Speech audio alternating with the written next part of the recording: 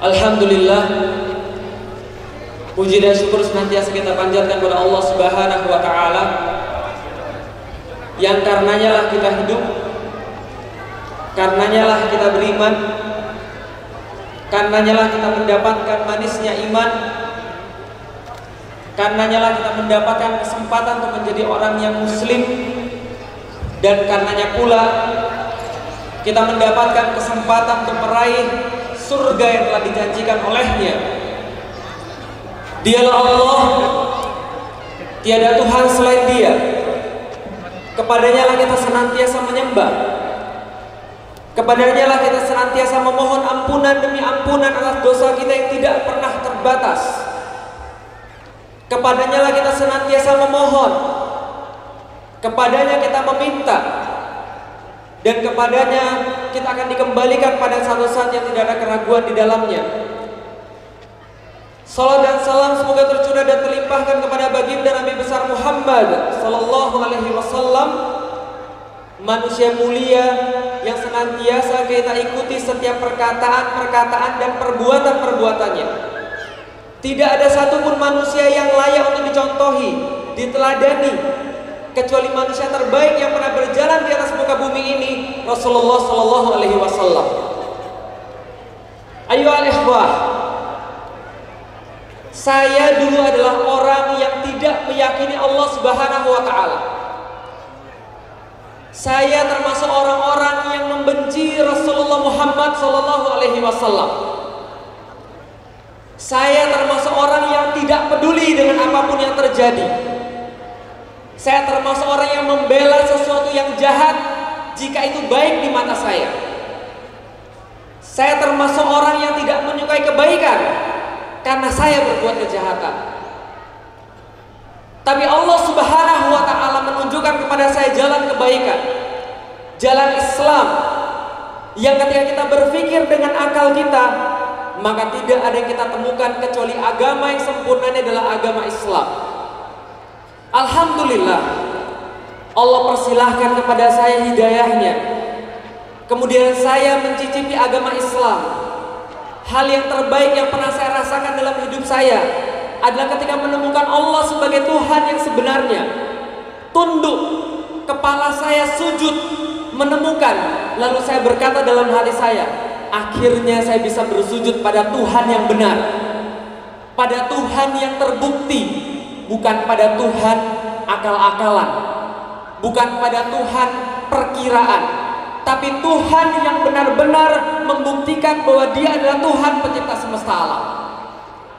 Ketika saya masuk Islam, Bapak Ibu sekalian, kawan-kawan sekalian, yang saya temukan, Masya Allah, Islam ini adalah agama yang luar biasa, agama istimewa, agama sempurna. Ketika saya menemukan Islam, saya menemukan banyak hal yang harus dilakukan di dalam Islam. Saya menemukan bahwa Islam adalah bukan sekadar agama, tapi Islam adalah jalan hidup. Islam adalah solusi permasalahan. Islam adalah jawaban atas seluruh permasalahan yang selama ini saya tidak peduli terhadapnya. Maka dakwah adalah jalan untuk mewujudkan perubahan-perubahan itu. Tapi di tengah jalan, ketika kita berdakwah, maka kita senantiasa dihadapkan pada sebuah halangan-halangan. Kita diuji dengan hambatan-hambatan. Disitulah Allah menguji sebenarnya pandangan kita ini terbatas pada pandangan yang mana. Ada 3 pandangan manusia sedikitnya. Pertama, pandangan dengan mata. Ini sesuatu yang biasa dilakukan oleh setiap manusia. Dia melihat, dia yakin. Seeing, believing. Dia mau melihat, dia baru yakin. Ketika dia tidak melihat, dia tidak mau yakin. Manusia biasa melihat dengan mata. Yang kedua, manusia yang lebih istimewa. Mereka tidak melihat dengan mata, mereka melihat dengan logika. Mereka melihat dengan akal mereka. Walaupun sesuatu itu tidak ada di depan mata, tapi ketika logika mereka mampu mencapainya, maka mereka meyakini itu. Ini adalah pandangan para pengusaha. Pengusaha-pengusaha rela menginvestasikan hartanya, rela menginvestasikan waktunya demi sesuatu yang belum mereka lihat dengan mata, tapi mereka sudah bisa lihat dengan logika.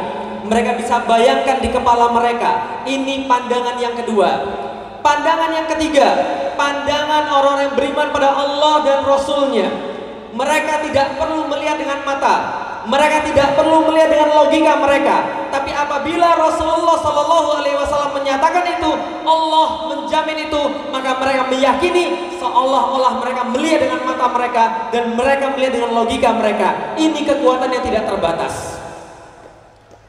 Apa yang terjadi tatkala Rasulullah SAW bangun di pagi hari, kemudian menyampaikan pada seluruh manusia yang ditemui olehnya, semalam aku didatangi oleh Jibril. Kemudian Jibril mengambil jantungku, lalu mencucinya dengan air Zam-Zam, mengembalikan kembali ke jantungku ke tempatnya semula. Lalu kemudian aku ditunjukkan dengan sebuah binatang yang tidak pernah aku lihat sebelumnya. Lalu dia lebih besar daripada keledai, lebih kecil daripada kuda, bersayap indah luar biasa. Kemudian tatkala aku naik ke atasnya, maka dia mengepakkan sayap 1-2 kali. Kemudian aku melihat Masjidil Aqsa. Dari Masjidil Aqsa kemudian naiklah ke Sidratul Muntaha, berjumpa dengan Allah, menerima perintah-perintah daripada Allah Subhanahu wa taala. Lalu kemudian di malam yang sama beliau kembali ke Masjidil Haram, dan pada saat itu apa yang terjadi? Seluruh orang-orang Arab yang mendengar cerita beliau yang tidak beriman semua mengatakan Muhammad gila.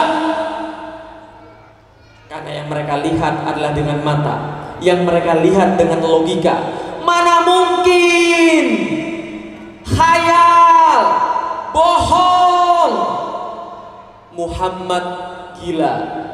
Jarak 1233 km dari Masjidil Aqsa kepada Masjidil Haram. Masjidil Haram, Masjidil Aqsa, kembali lagi ke Masjidil Haram, 2466 km. Mustahil bisa ditempuh dalam waktu 1 malam. Ini tidak mungkin. Tapi apa yang terjadi? Tatkala berita ini disebarkan, banyak orang kembali murtad karena mereka meyakini propaganda daripada orang-orang Quraisy yang waktu itu masih jahil. Tatkala disebarkan kembali, lebih banyak lagi orang yang meragukan bahwa Muhammad adalah Rasulullah karena berita ini benar-benar mengguncang. Tapi tatkala disampaikan pada Abu Bakar As-Siddiq, maka beliau katakan kepada yang menceritakan kepada beliau, cuma segitu saja ceritanya, cuma begitu saja ceritanya. Maka orang tersebut kaget, maksudnya seperti apa? Maka Abu Bakar mengajarkan kepada kita sebuah kredo keimanan, sebuah prinsip keimanan yang harus kita jaga dalam diri kita. Maka Abu Bakar As-Siddiq berkata, kalau ini datangnya daripada Rasulullah SAW, maka aku percaya. Ini perbedaan antara orang mencari ilmu dengan orang yang beriman. Ketika kita mencari ilmu, jangan lihat siapa yang berbicara, lihat apa yang dibicarakan. Bila pembicaraan itu adalah pembicaraan yang betul, maka kita mempercayainya, maka kita meyakininya.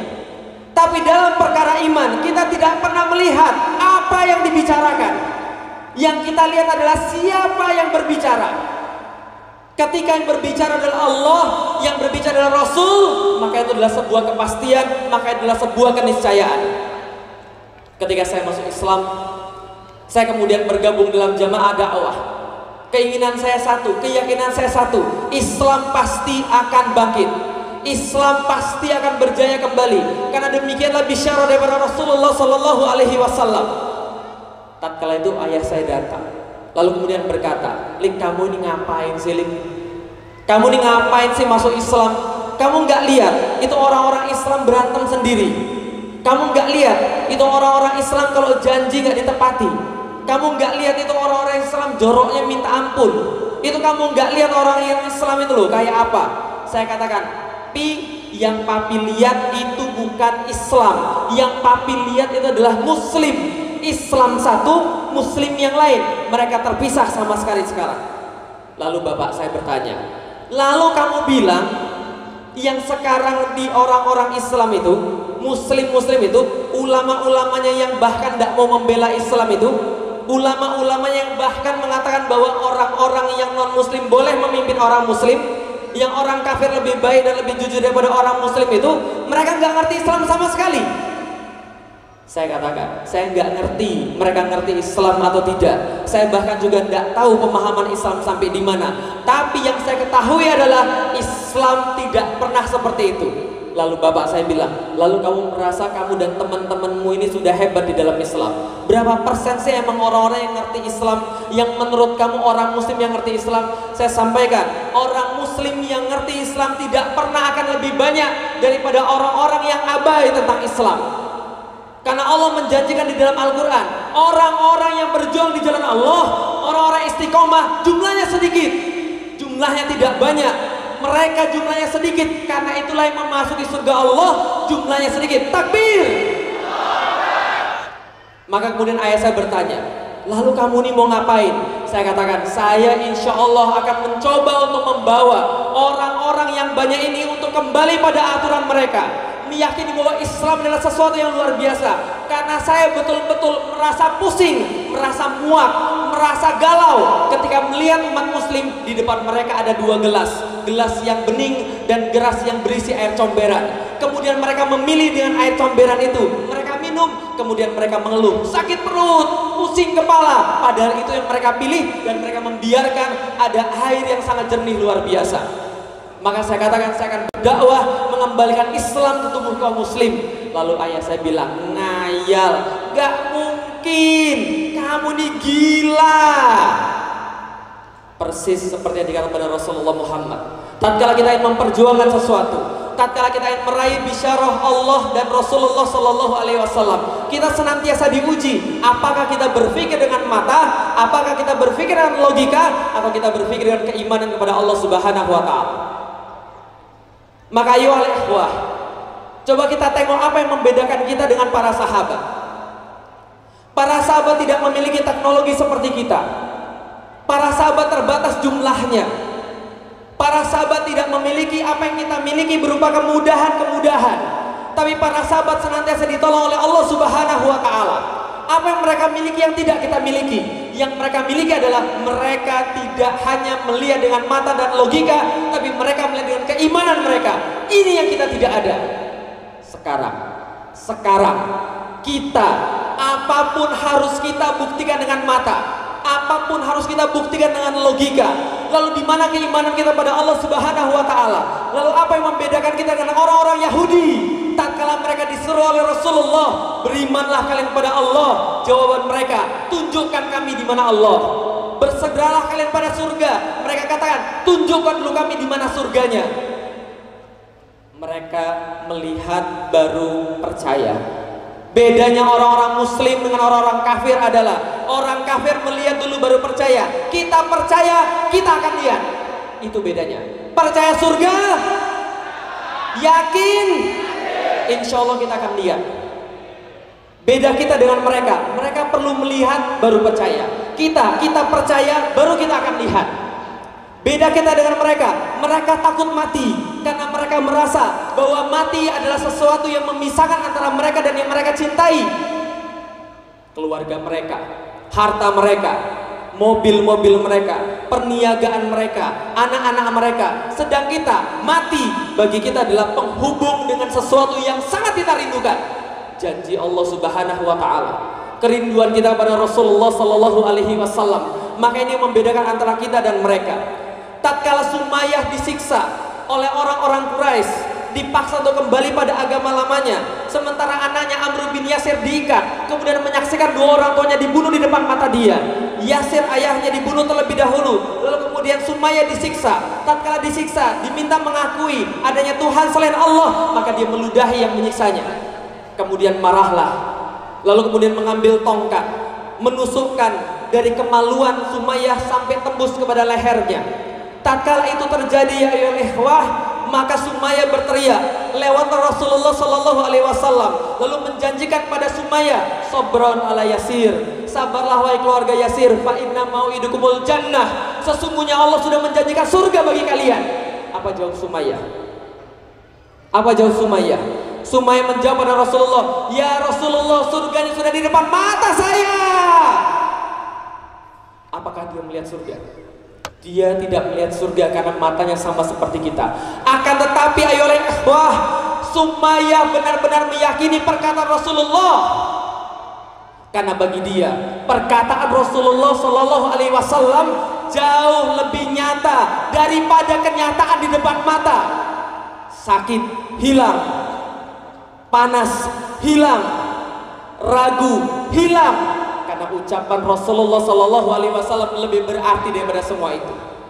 Tapi apa yang terjadi sekarang? Tatkala kita menyampaikan pada seluruh umat bahwa perkataan Rasulullah pasti terjadi, apa yang mereka katakan kepada kita? Itu kan zaman dulu, mustahil, gila kamu, mau balik lagi ke zaman onta. Padahal itu adalah perkataan Rasulullah Sallallahu Alaihi Wasallam. Lalu bagaimana dengan Muhammad Al-Fatih? Mendengarkan bahwa Rasulullah mengucapkan la tuftahanal Konstantiniyah, fala ni'mal amiru amiruha, fala ni'mal jaishu dzalikal jaish. Akan ditaklukkan kota Konstantinopel. Sebaik-baik panglima adalah dia, sebaik-baik pasukan adalah dia. Dan itu janji diucapkan Rasulullah jauh sebelum dia lahir. Di saat Konstantinopel masih menjadi negara terkuat dan kota terkuat di dunia, maka tatkala itu Rasulullah mengucapkan, Yahudi tertawa terbahak-bahak karena mereka mengira Rasulullah gila, Rasulullah majnun. Tapi Muhammad Al-Fatih termasuk golongan orang yang meyakini, mewariskan keyakinannya pada orang-orang di bawahnya, lalu kemudian membentuk dirinya menjadi pribadi yang terbaik, pemimpin yang terbaik. 825 tahun 825 tahun setelah Rasulullah mengucapkan janji itu dari lisannya yang mulia, maka Muhammad Al-Fatih masuk ke gerbang Konstantinopel dengan bendera la ilaha illallah Muhammad Rasulullah mengelilingi dia di sebelah kiri dan kanannya. Kemudian dia berkata, Rasul kami tidak pernah bohong. Takbir. 825 tahun 825 tahun tidak berhenti percaya. 825 tahun terus meyakini bahwa Rasul tidak mungkin bohong. 825 tahun umat ini terus membangun kekuatan mengejar janji Rasulullah yang satu.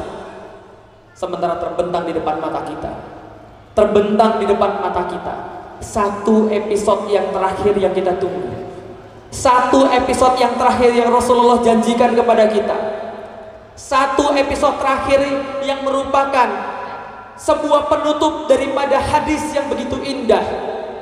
Takunu nubuwatu fikum masyaallah takun summa yarfa'u idza sya'a yarfa'aha summa takunu khilafatun ala min hajjin nubuwah fatakunu masyaallah takun summa yarfa'u idza sya'a yarfa'aha summa takunu mulkan adzon fatakunu masyaallah takun summa yarfa'u idza sya'a yarfa'aha summa takunu mulkan jabariyah fatakunu masyaallah takun summa yarfa'u idza sya'a Allah yarfa'aha.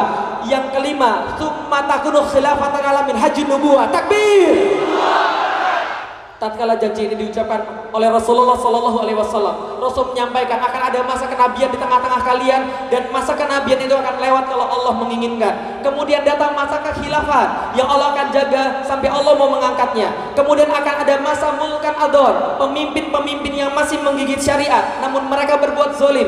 Allah akan menjaga kalau Allah ingin, dan Allah akan mengangkatnya kalau Allah ingin. Lalu kemudian yang keempat akan datang mulkan jabariyah, pemimpin diktator, Basar Asad, laknatullah alaih, dan orang-orang yang semisalnya. Lalu kemudian Allah akan jaga dan Allah akan angkat kalau Allah inginkan. Dan kemudian yang kelima, akan kembali lagi khilafah berlandaskan atas manhaj kenabian. Tatkala ini diucapkan Rasulullah, yang terjadi adalah baru satu episode.